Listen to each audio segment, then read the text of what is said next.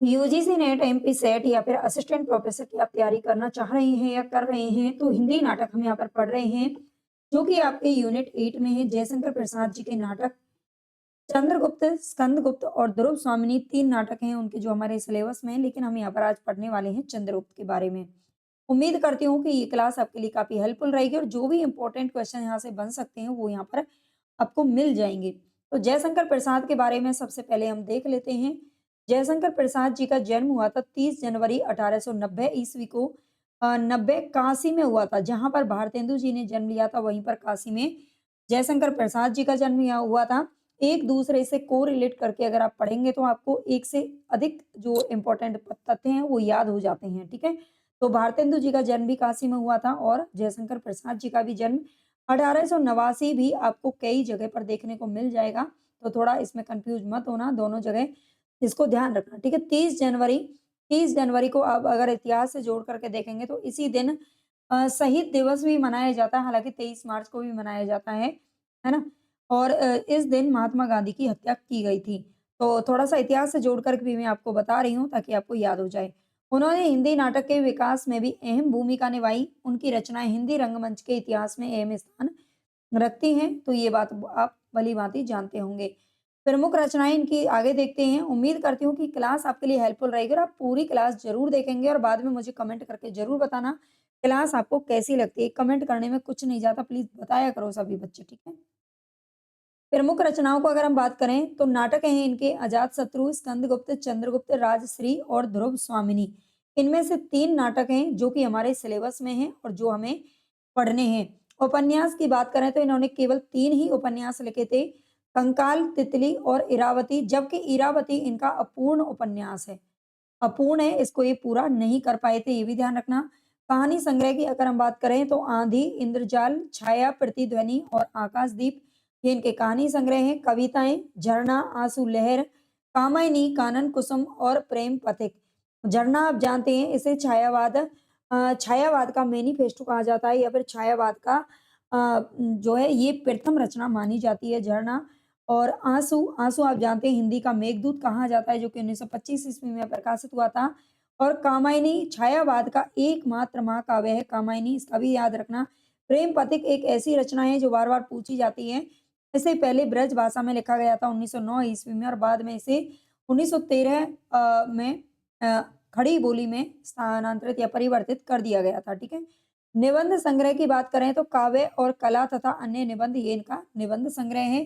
तो उम्मीद करती हूँ कि यहाँ से भी आपको अच्छे से समझ में आ जाएगा। चंद्रगुप्त नाटक के बारे में अभी हम आगे देखते हैं। इसका प्रकाशन हुआ था 1931 ईस्वी में, ठीक है? तो प्रकाशन वर्ष आपको अच्छे से याद रख लेना है 1931 ईस्वी। चंद्रगुप्त प्रसाद की नाट्य रचना का शिखर बिंदु है, ठीक है? जो चंद्रगुप्त हैं, ये प्रसाद जी ने जितनी भी नाटक लिखे हैं, उनमें सबसे शिखर बिंदु कौन-सा माना जाता है? तो ये माना जाता है सबसे बेस्ट या फिर सबसे उत्कृष्ट कोटि का जो अ, इनका नाटक है, वो है चंद्रगुप्त। भूमिका में हम क्या लिख देखते हैं, भूमिका इसकी ज़्यादा लंबी-चौड़ी नहीं है, बस 2-3 तथ्य आपको याद रखने हैं। चंद्रगुप्त में कुल 25 वर्ष का इतिहास, ठीक है? मोस्ट इम्पोर्टेंट है, पूछा जा सकता है क्वेश्चन, आज तक तो नहीं पूछा गया, लेकिन आज तक जो क्वेश्चन नहीं पूछे गए, वही अब ढूँढ-ढूँढ करके पूछे जा रहे हैं, ठीक है? तो 25 वर्ष का इतिहास इसमें समाहित है, इसको भी याद रखना। आगे है चंद्रगुप्त धीरोदात्त नायक है, ठीक है? जो चंद्रगुप्त है वो किस प्रकार का नायक है, ये क्वेश्चन पूछा जा चुका है और आगे भी पूछा जाता रहेगा। ये धीरोदात्त नायक है। सिकंदर के आक्रमण से शुरू करके सेल्यूकस की संधि तक का इसमें विस्तार किया गया है, तो ये भी अच्छे से याद रख लेना। इसमें कहाँ से कहाँ तक की कथा वर्णित है, तो सिकंदर ने जब आक्रमण किया था, उसके आक्रमण से शुरू करके इसकी जो कथा है वो शुरू होती है और सेल्यूकस की संधि तक का विस्तार इसमें किया गया है। 3 घटनाएँ इसमें वर्णित हैं। 3 घटनाएँ कौन-कौन सी हैं? तो अल्छेंद्र का आक्रमण, नंद कुल की पराजय, सेल्यूकस का पराभव। ठीक है? तो ये 3 जो घटनाएँ हैं वो इसकी इम्पोर्टेंट हैं। आगे देखते हैं नाटक की विषय वस्तु। तो नाटक की विषय वस्तु में के बारे में एक बार देख लेते हैं। अगर आपको ये देखो थोड़ा-सा शॉर्ट में है, जो मेन-मेन चीज़ें हैं वो यहाँ पर रखी गई हैं। अगर आप पूरा टोटली पढ़ना चाहते हैं, मतलब पूरा थ्योरी पढ़ना चाहते हैं, तो आप मेरे साथ में पेड बैच से भी जुड़ सकते हैं। पेड बैच से आप जुड़ सकते हैं, जहाँ पर आपको कंप्लीट थ्योरी साथ में पीवाईक्यू वगैरह एमसीक्यू वो भी कराए जाएँगे, आप एप्लीकेशन डाउनलोड कर लीजिएगा। नाटक की विषय वस्तु क्या है? चंद्रगुप्त जयशंकर प्रसाद द्वारा रचित एक प्रमुख ऐतिहासिक नाटक है। इस नाटक के द्वारा प्रसाद ने भारतीयों के मन में गौरव का भाव जगाने का प्रयास किया है। इस नाटक में विदेशियों से भारत का संघर्ष, ठीक है, विदेशियों से भारत का संघर्ष इसमें दिखाया गया है, क्योंकि सिकंदर क्या कौन था? विदेशी था, और उस संघर्ष में भारतीयों की विजय को भी दिखाया गया है। ठीक है, भारतीयों की विजय इसमें दिखाई गई है, जिससे तत्कालीन ब्रिटिश सरकार के प्रति लोगों में राष्ट्रीयवाद की भावना का विकास हो सके। आगे आता है चंद्रगुप्त का जो कथानक है, ये इतिहास की 3 प्रमुख घटनाओं पर आधारित है। सिकंदर का भारत पर आक्रमण करना, नंद कुल का उन्मूलन करना यानी कि जड़ से समाप्ति उसकी, नंद कुल की। अगर आपने कभी एक चंद्रगुप्त नाम का एक नाटक आता था, चंद्रगुप्त मौर्य, अगर आपने कभी देखा हो टीवी पर, तो आप आसानी से इसका याद रख सकते हैं। और सेल्यूकस की पराजय तथा चंद्रगुप्त के राजा बनने की घटना पर ये आधारित है। इस नाटक में मुख्य कथा के अतिरिक्त कई उपकथाएं भी साथ-साथ चलती हैं, ये भी आपको ध्यान रखना है। आगे देखते हैं, जैसे कि इसमें कौन-कौन सी उपकथाएं हैं जो साथ में चलती हैं। तो सिद्रन और अलका की कथा इसमें साथ-साथ चलती रहती है, और राक्षस और सुहासिनी की कथा इसमें चलती है। पर्वतेश्वर तथा अलका की कथा भी इसमें चलती है, ठीक है। तो ये 3 ऐसी उपकथाएं हैं जो इसके समानांतर आती हैं। नोट, इस कुल ये 4 अंकों में लिखा गया नाटक है, तो ये भी आपको अच्छे से याद रख लेना है। 4 अंकों में लिखा गया ये नाटक है। आगे देखते हैं कथा सार। इसका कथा सार में क्या है? प्रथम अंक है इसका, जिसमें कि 11 दृश्य दिखाए गए हैं। ठीक है, प्रथम अंक में कितने हैं? तो 11 दृश्य हैं। दृश्य पूछे जाते हैं बार-बार, इसको अच्छे से याद रख लेना। 11 दृश्य हैं। नाटक का जो प्रारंभ है, ये तक्षशिला के गुरुकुल में युवकों की पारस्परिक वार्तालाप से होता है। तो मोस्ट इम्पोर्टेंट है, कोई भी जो प्रारंभ कहाँ से हुआ है किसी भी नाटक, उपन्यास या किसी भी गद्य विधा का, तो वो बहुत ही इम्पोर्टेंट होता है, वहां से क्वेश्चन सीधा-सीधा पूछा जाता है। तो नाटक का प्रारंभ कहाँ से होता है? तक्षशिला। तक्षशिला विश्वविद्यालय का नाम आप सभी ने सुन रखा होगा। तक्षशिला के गुरुकुल में युवकों, ये उसमें जो बच्चे थे, जो पढ़ने वाले बच्चे थे, उनके पारस्परिक आपस में बातचीत करने से होता है, जहाँ पर चाणक्य, सिंगरन, आम्बिक, अलका और चंद्रगुप्त भी उपस्थित होते हैं। आम्बिक और चंद्रगुप्त में संघर्ष होता है।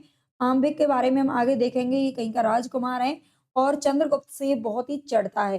ठीक है, बहुत ही चिढ़ता है। इन दोनों में आपसी जो है संघर्ष चलता रहता है, और आम्बिक पराजित होकर के चला जाता है। चाणक्य के कहने पर चंद्रगुप्त मगध, और अलका के कहने पर सिंगरन गांधार को छोड़कर चला जाता है। चाणक्य के कहने पर, किसके कहने पर चंद्रगुप्त मगध को छोड़ता है? तो चाणक्य के कहने पर छोड़ता है। और चाणक्य कौन थे? तो चाणक्य, गुरु चाणक्य का नाम तो देखो आप सभी ने सुन रखा होगा। तो चाणक्य चंद्रगुप्त के यहाँ पर गुरु थे। चंद्रगुप्त एक निम्न जाति का एक बच्चा था, जिसे लेकर के, जिसे एक छोटे से लेकर के बड़े होने तक, यानी कि राजा बनने तक, और राजा बनने के बाद भी उनके प्रधानमंत्री रहे थे चाणक्य। और इनको राजा इन्होंने ही बनाया था, ठीक है? गुरु थे, यानी कि इनको एक ऐसी कड़ी इन्होंने परीक्षा दिलवाई थी, इस तरह से इनको तैयार किया था कि ये एक बहुत ही अच्छे सम्राट बनकर के उभरे थे।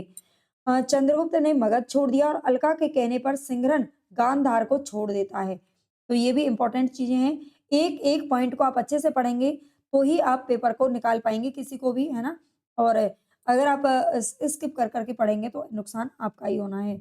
इस अंक में मुख्य रूप से चंद्रगुप्त की सहायता से चाणक्य का नंद कुल के सर्वनाश की योजना बनाना, ठीक है? इस अंक में जो पहला अंक है उसमें 11 दृश्य हैं, और इस अंक में मुख्य रूप से क्या होता है?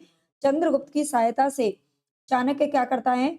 नंद कुल के सर्वनाश, यानी कि पूरी तरह से उसने चाणक्य ने प्रतिज्ञा ले ली थी एक बार, चाणक्य को समझाने के लिए नंद कुल में गए थे उस समय, जो क्या नाम था उसका?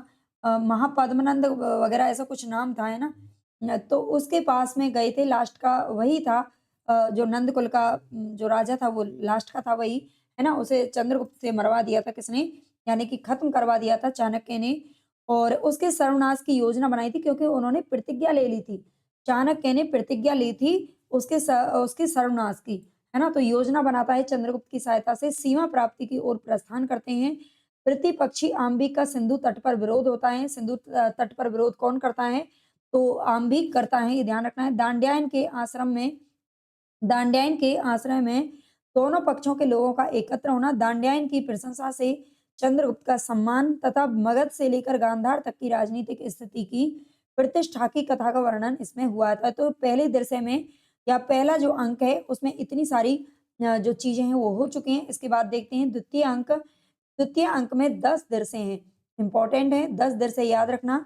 इस अंक में पश्चिमोत्तर सीमा पार की राजनीतिक वस्तु स्थिति की स्पष्ट रूपरेखा देखी जा सकती है। ठीक है, तो इस अंक में क्या होता है, पश्चिमोत्तर यानी कि पश्चिमोत्तर सीमा पार की राजनीतिक स्थिति देखी जा सकती है। दुराचारी फिलिप्स के चंगुल से कार्नेलिया का निकलना, सूझबूझ और अपरिमित शक्ति के आधार पर सिकंदर को नीचा दिखाने में सफलता प्राप्त करते हैं। ठीक है, दुराचारी फिलिप्स, ये याद रखना, आगे हम इनको पढ़ेंगे, जब पात्रों में पढ़ेंगे तो समझ में आ जाएगा। दुराचारी फिलिप्स के चंगुल से चंगुल, कार्नेलिया किसके चंगुल में फंसी हुई थी, तो ये फिलिप्स के चंगुल में फंसी हुई थी और दूसरे अंक में वो निकलती है बाहर, ये भी ध्यान रखना। सूझबूझ और अपरिमित शक्ति के आधार पर सिकंदर को नीचा दिखाने में सफलता प्राप्त होती है। विदेशी सेना की स्थिति का पता चलता है और युद्ध कला की जानकारी मिलती है। चाणक्य को मिलना, चंद्रगुप्त को दोनों गणतंत्रों का सेनापति बनाना आदि कई महत्वपूर्ण घटनाएं इस अंक में घटती हैं। इसी अंक में जो घायल है सिकंदर घायल हो जाता है और घायल सिकंदर को चंद्रगुप्त क्या करता है, प्राण दान देता है। ठीक है, प्राण दान दे देता है, ये ध्यान रखना। आगे तृतीय अंक। तृतीय अंक में 9 दिरसें हैं, पहले में 11 हैं, दूसरे में 10 हैं और तीसरे में 9 है, यानी कि हर बार एक अंक घट रहा है। चौथे में भी देखते हैं, तृतीय अंक में 9 दिरसें हैं। तीसरे अंक का जो आरंभ है विपाशा तट से होता है, विपाशा नदी के तट से होता है, ये याद रखना। ठीक है, वो विपाशा नहीं है बॉलीवुड वाली, विपाशा है, नदी का नाम है, जहाँ राक्षस गुरु चाणक्य के बनाए गए चक्र में फंस जाता है। ठीक है, राक्षस किसके, गुरु चाणक्य के बनाए गए चक्र में फंस जाता है। तीसरे अंक में, दूसरे अंक में चाणक्य पर्वतेश्वर को आत्महत्या करने से रोकता है। सिकंदर अपने अनुचरों के साथ नौका से वापस लौट जाता है। ठीक है, तो दूसरे अंक का भी यहाँ पर थोड़ा सा दे रखा है। दूसरे अंक में जो चाणक्य है ये पर्वतेश्वर को आत्महत्या करने से रोक लेता है। ठीक है, और सिकंदर अपने अनुचरों के साथ नौका से वापस लौट जाता है। चौथे दिरसे में राक्षस को एक चर के द्वारा ये पता लगता है कि चाणक्य उसको माया चक्र में फंसाकर मगध में विद्रोह कराने वाला है। पांचवें दिरसे में नंद सुवासिनी के साथ, यानी कि इसी के दिरसे हैं ये। ठीक है, अंक नहीं पढ़ रहे हैं, तृतीय अंक के जो 9 दिरसे हैं उसमें हम पढ़ रहे हैं। पहले तीसरे अंक का जो आरंभ है वो विपाशा तट से होता है। दूसरे दिरसे में चाणक्य पर्वतेश्वर को आत्महत्या करने से रोकता है और सिकंदर अपने अनुचरों के साथ नौका से वापस लौट जाता है। ये भी पूछा जा सकता है किससे वापस लौटता है, गाड़ी से, ट्रेन से, बस से, हवाई जहाज से या फिर नौका से। ठीक है, इस तरह के क्वेश्चन आजकल बन रहे हैं जिनकी आप शायद उम्मीद नहीं कर पाते हैं, जिनको बार बार नहीं पढ़ा जाता है। ठीक है, चौथे दिरसे में राक्षस को एक चर के द्वारा पता लग जाता है कि चाणक्य उसको माया चक्र में फंसाकर मगध में विद्रोह कराने वाला है। पांचवें दिरसे में नंद सुवासिनी के साथ दुर्व्यवहार करता है, लेकिन समय पर आकर राक्षस उसे क्या करता है, बचा लेता है। छठे दिरसे में चाणक्य सक्टार से मिलता है। इसमें सक्टार नाम का भी एक पात्र है, इसका याद रखना है ना। छठे दिरसे में चाणक्य सक्टार से मिलता है जो कि नंद से प्रतिशोध लेना चाहता है, यानी कि दुश्मन दुश्मन दोनों क्या बन जाते हैं, मतलब दोनों का जो है एक ही दुश्मन है, चाणक्य का भी और सक्टार से भी, सक्टार का भी, है ना। और दोनों के दोनों ही किससे बदला लेने वाले हैं, नंद से बदला लेने वाले हैं। दोनों के ही मन में ही बदले की आग है। सातवें दिरसे में मालविका नंद को चाणक्य का दिया पत्र और राक्षस की अंगूठी देती है। सातवें दिरसे में, है ना, दिरसे के नाम लेकर के अगर इसमें दे रखा है तो पूछा जा सकता है। मालविका नंद को चाणक्य का दिया गया पत्र देती है और राक्षस की अंगूठी भी दे देती है। कौन देती है, मालविका देती है, याद रखना। आठवें दिरसे में नंद के प्रति विद्रोह होता है और नौवें दिरसे में चंद्रगुप्त मगध का शासक भी बन जाता है नंद को मार करके, ये ध्यान रखना है। आगे चतुर्थ अंक आता है, इसमें 14 दिरसे हैं, इसमें भाई घटे नहीं है, बढ़ गए हैं दिरसे। ठीक है, तो सबसे ज्यादा जो अंक है, सबसे ज्यादा जो दिरसे हैं वो किसमें है, तो चतुर्थ अंक में है। चतुर्थ अंक 14 दिरसे है। ठीक है, इस अंक में पर्वतेश्वर के प्राणों का अंत हो जाता है। पर्वतेश्वर पहले आत्महत्या करता है तीसरे अंक में, लेकिन चाणक्य उसे रोक लेता है, लेकिन यहाँ पर उसके प्राणों का अंत हो ही जाता है और कल्याणी के आत्महत्या कर लेने से चंद्रगुप्त का राज्य निष्कंटक हो जाता है। कल्याणी क्या कर लेती है, आत्महत्या कर लेती है, ये ध्यान रखना। पर्वतेश्वर के भी यहाँ पर स्वर्ग सिधार जाता है और कल्याणी भी आत्महत्या कर लेती है और चंद्रगुप्त का जो राज्य है वो निष्कंटक हो जाता है। चंद्रगुप्त की प्राण रक्षा के लिए मालविका अपना प्राण दान देती है तथा उसकी हत्या कर राक्षस सेल्यूकस के यहाँ चला जाता है। इधर चाणक्य की नीति से खिन्न यानी कि उदास होकर चंद्रगुप्त के माता पिता राज्य छोड़कर चले जाते हैं। यानी कि चंद्रगुप्त के माता पिता हैं वो चाणक्य की नीति से परेशान हैं, ठीक है? चाणक्य की नीति उनको पसंद नहीं आती और वो राज्य को छोड़कर चले जाते हैं, जबकि उनका बेटा खुद राजा है, जिससे चंद्रगुप्त और चाणक्य में मतभेद होता है। अब ज़ाहिर-सी बात है भई, गुरु है भले ही चाणक्य, लेकिन उसके माता-पिता भी सबसे बड़े गुरु हैं और वो क्या करते हैं, दोनों में मतभेद होता है इस बात पर और चाणक्य भी फिर राजमहल से चला जाता है। अंत में फिर चंद्रगुप्त को युद्ध में चाणक्य, सिंघरन आकर के मदद करते हैं, जिससे वो विजयी होता है और अंत में कार्नेलिया और चंद्रगुप्त का तथा राक्षस और सुहासिनी का विवाह होता है। चाणक्य राजनीति से संन्यास ले लेता है। ये ध्यान रखना है, ठीक है? आगे इसमें पात्रों के बारे में देखते हैं। जितने भी दृश्य थे वो सब आपको बता दिए हैं। इसमें अगर अगर टोटल दृश्यों की बात करें तो आप लगा लीजिए, पहले में 11 थे, हमने अभी पढ़े थे, दूसरे में 10 थे, है ना? और तीसरे में 9 थे और जो चौथा दृश्य है उसमें कितने हैं? 14 हैं। तो आप लगा लीजिए, इसमें टोटल दृश्य भी आपको बार-बार पूछा जाता है, टोटल दृश्य कितने हैं? ठीक है? तो 11 10 कितना हो गया? 21 21 और 9 30 30 और 40 44, यानी कि इसमें टोटल जो दृश्य हैं वो कितने हैं? 44 है। 4 अंक हैं और 44 दृश्य हैं। ये बार-बार पूछा जाता है, इसलिए यहाँ पर लिख दिया है। आगे पुरुष पात्रों के बारे में देखते हैं। अगर आपने अभी तक क्लास को लाइक नहीं किया है, तो प्लीज़ ज़रूर कर लेना वीडियो को लाइक, और अगर आप पेड बैच से जुड़ना चाहते हैं तो कमेंट बॉक्स में आपको लिंक मिल जाएगी। पुरुष पात्र की अगर हम बात करें, तो चंद्रगुप्त सबसे पहले आता है। चंद्रगुप्त नाटक में धीरोदात्त नायक है, जिसमें साहस, आत्मविश्वास और निर्भीकता जैसे गुण हैं। अंत में वह मगध ही नहीं, संपूर्ण भारतवर्ष का सम्राट भी बनता है और चंद्रगुप्त मौर्य का नाम आप आज भी आप जानते हो, लिया जाता है इतिहास में भी। चाणक्य मुख्य पात्र के रूप में नाटक में आता है। इसमें दूरदर्शिता में व्याप्त ब्राह्मण ब्राह्मण तत्व को देख प्रदर्शित करता है, यानी कि ब्राह्मण है और ये वैदिक अनुयायी था। वैदिक अनुयायी यानी कि वेदों का ज्ञाता था। सतर्कता और गंभीरता जैसे गुण इसके अंदर विद्यमान हैं। नाटक में यह तत्कालीन समाज में व्याप्त ब्राह्मण तत्व को प्रदर्शित करता है। ये वैदिक अनुयायी था। तो दोबारा लिख गया है। आगे देखते हैं सिंगरन, ये अलका का प्रेमी है तथा मालवगण का प्रमुख है। ये राष्ट्रीय भावना से ओत-प्रोत है। कौन? सिंगरन। ठीक है? और अलका के कहने पर ही सिंगरन क्या करता है? गांधार को छोड़ देता है। पर्वतेश्वर, ये पंजाब का राजा है। पर्वतेश्वर, जिसका चौथे अंक में प्राणों का अंत हो जाता है, ये ध्यान रखना है, इनके बारे में अभी हमने पढ़ा है। और तीसरे अंक में आत्महत्या का प्रयास करता है। जो अकेले सिकंदर से युद्ध करता है, कौन? पर्वतेश्वर। ये पोरस के नाम से जाना जाता है। पोरस के युद्ध और पोरस का युद्ध और पोरस की संधि के नाम से भी आपने कभी ना कभी इतिहास में पढ़ा होगा। आगे देखते हैं नंद, ये मगध का सम्राट था पहले। कल्याणी का पिता है। भोगी विलासी प्रवृत्ति का शासक है। चंद्रगुप्त के द्वारा इसके शासन का अंत किया जाता है। राक्षस कौन है? ये मगध का अमात्य है। ठीक है? राक्षस वो राक्षस नहीं है रावण जैसा, ये राक्षस इसका नाम है और मगध का अमात्य है। वर रुचि कात्यायन, ये भी मगध का क्या है? अमात्य है। आगे देखते हैं सक्टार। सक्टार कौन है? मगध का मंत्री है। याद रखना, सक्टार मगध का मंत्री है, जिस जो कि किससे बदला लेना चाहता है? मगध का जो शासक है नंद, उससे बदला लेना चाहता है और ये चाणक्य से मिल जाता है। आम्बिक, ये तक्षशिला का राजकुमार है। तक्षशिला का जो गुरुकुल था उसमें ये भी पढ़ता था और जहाँ पर चंद्रगुप्त को भी शिक्षा दी जा रही थी चाणक्य के द्वारा, और वहाँ पर ये उसे क्या करता है? जलन महसूस करता है। गुरुकुल में चंद्रगुप्त का विरोधी पात्र है। सिकंदर कौन है? सिकंदर ग्रीक का विजेता है। आप जानते हैं ग्रीक से आया था ये। फिलिप्स सिकंदर का क्षत्रप है। फिलिप्स, जिसके चंगुल में कौन होती है? कार्नेलिया होती है। मौर्य सेनापति, ये चंद्रगुप्त का पिता है। मौर्य सेनापति अपने पिता को बनाया जाता है किसके द्वारा? चंद्रगुप्त के द्वारा। एनिसाक्रिटीज, ये सिकंदर का सहचर है। आगे देखते हैं इसमें जो और भी पात्र हैं। देवबल, नागदत्त, गण मुख्य मालव गणतंत्र के पदाधिकारी ये भी हैं। साई बर्टिबस, मेगस्थनीज यवन दूत हैं। गांधार नरेश आम्बिक का पिता है। जो गांधार नरेश है कौन है? आम्बिक का पिता है गांधार नरेश। आगे है सेल्यूकस, ये सिकंदर का सेनापति है सेल्यूकस। दांड्यायन कौन है? एक तपस्वी है दांड्यायन। आगे देखते हैं इसमें स्त्री पात्र कौन कौन है, इंपॉर्टेंट है। अलका गांधार नरेश की पुत्री तथा आम्बिक की बहन है। ये राष्ट्रीय प्रेमी और साहसी महिला है। आगे देखते हैं सुवासिनी, सक्टार की कन्या है और राक्षस की प्रेमिका है। नेक्स्ट है कल्याणी, ये मगध की राजकुमारी है कल्याणी। नीला और लीला कल्याणी की सहेलियां हैं। ये भी बार बार पूछी जाती है। नीला लीला कल्याणी की सहेलियां हैं।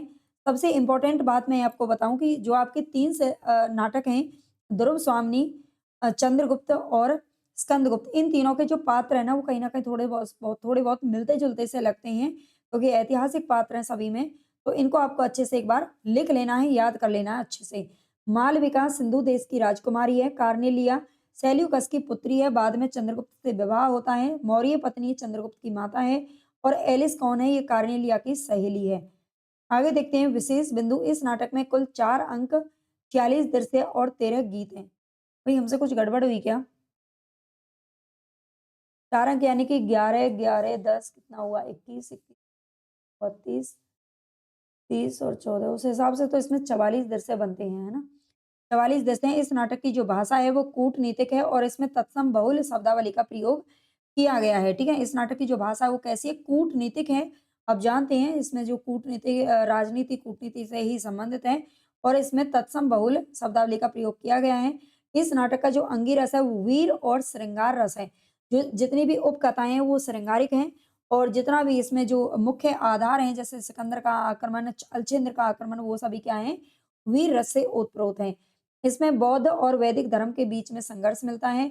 इसमें नारियों को स्वतंत्रता मिलती है, वो युद्ध में भी भाग लेती हैं। ठीक है? तो यहाँ पर आप देख सकते हैं, हमारे इतिहास में पहले भी आप देखेंगे महाभारत काल हो, चाहे रामायण काल हो और पुराने टाइम पर आप देखेंगे कि हमारे देश में महिलाओं को बहुत ही उतना ही दर्जा दिया जाता था, पुरुष के बराबर दर्जा उसको दिया जाता था और महाभारत काल में आप देखेंगे जो बच्चे थे ना, वो भी माता के नाम से जाने जाते थे, है ना? वैदिक युग में। लेकिन धीरे-धीरे अगर हम कहें कि मुगलों के आने के बाद में, ठीक है? मुगलों के आने के बाद में जो कहीं न कहीं बंदिशें हैं, वो नारी पर ज़्यादा से ज़्यादा लगती चली गई और ये देश हमारा देश अगर हम बात करें, देश की ही बात करें, तो ये समाज हमारा पुरुष प्रधान होने लगा। मंचीय दृष्टि से ये नाटक अधिक सफल नहीं है। ठीक है? मंचीय दृष्टि से अगर देखा जाए, तो ये नाटक अधिक सफल नहीं है, यानी कि रंगमंच पर इसको खेला जाना उतना सफलता नहीं है, नहीं मिलती है। प्रमुख उद्धरण की अगर बात करें तो इम्पोर्टेंट चीज़ देख लेते हैं। प्रथम अंक हैं, तुम कनक किरण के अंतराल में लुक छिपकर चलते हो क्यों? ये सुभाषिनी ने कहा है, तुम कनक किरण के अंतराल में लुक छिपकर चलते हो क्यों? त्याग और क्षमा, तप व विद्या, तेज व सम्मान के लिए है। ये चाणक्य का कथन है। आगे, अतीत सुख के लिए सोच क्यों? अनागत भविष्य का भय क्यों? ठीक है? भय क्यों? अतीत सुख के लिए यानी कि जो सुख निकल चुका है उसको क्यों सोचना, ठीक है? जो निकल चुका है या दुःख हो या सुख हो, उसके लिए सोच के और अनागत भविष्य का भय क्यों? यानी कि अभी तक जो आया ही नहीं है या फिर आएगा भी नहीं, उसका भय क्यों? ये सिंघरन का कथन है, ठीक है? आगे, मैं मगध का उद्धार चाहता हूँ पर यवन लुटेरों की सहायता से नहीं। ये कौन कहते हैं? चंद्रगुप्त ने कहा है। मैं लेखक नहीं हूँ, कात्यायन शास्त्र प्रणेता है, व्यवस्थापक हूँ, ठीक है? ये कौन कहते हैं? चाणक्य कहते हैं। मैं लेखक नहीं हूँ, कात्यायन शास्त्र प्रणेता है और व्यवस्थापक है। ये चाणक्य आप जानते हैं, चाणक्य ने एक पुस्तक भी लिखी थी अर्थशास्त्र के नाम से, है ना?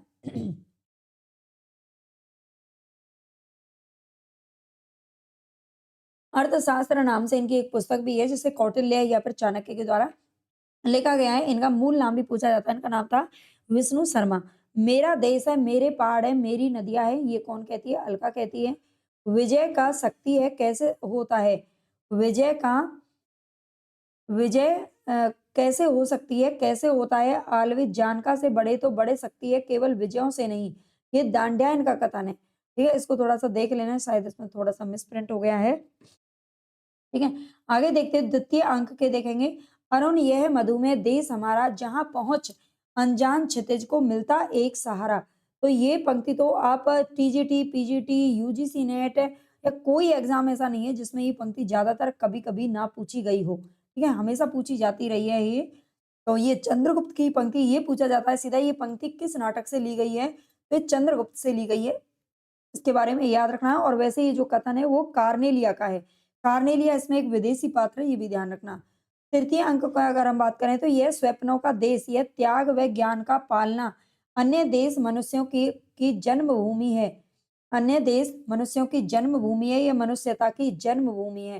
कार्नेलिया किसे कहती है? चंद्रगुप्त से कहती है। ध्यान रखना, कार्नेलिया चंद्रगुप्त से क्या कहती है कि यह स्वप्नों का, कार्नेलिया की विदेशी पात्र है इसमें और वो विदेश से आई है, यानी कि दूसरे देश से आई, लेकिन हमारे देश की क्या कहती है? हमारे देश के बारे में बोलती है कि ये स्वप्नों का देश है, ये त्याग और ज्ञान का पालना है।